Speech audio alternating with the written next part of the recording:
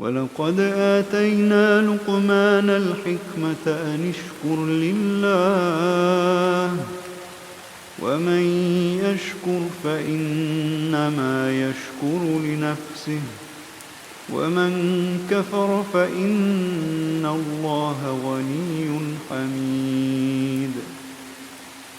وإذ قال لقمان لابنه وهو يعظه يا بني لا تشرك بالله إن الشرك لظلم عظيم. ووصينا الإنسان بوالديه حملته أمه وهنا على وهن وفصاله في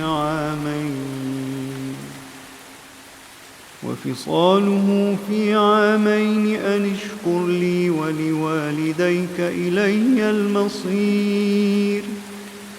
وإن جاهداك على أن تشرك بي ما ليس لك به علم فلا تطعهما وصاحبهما في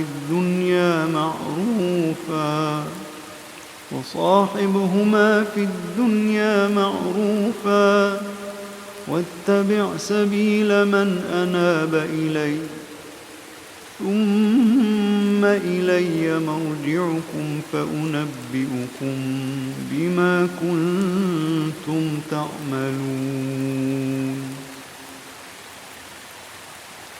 يا بني إنها إن تك مثقال حبة من خردل فتكن في صخرة أو في السماوات أو في الأرض يأت بها الله إن الله لطيف خبير.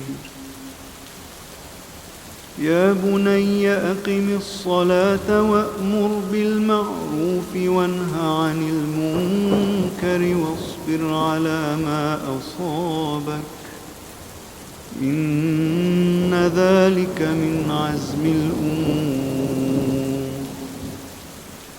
ولا تصعر خدك للناس ولا تمش في الأرض مرحا إن الله لا يحب كل مختال فخور. واقصد في مشيك واغضض من صوتك إن أنكر الأصوات لصوت الحمير.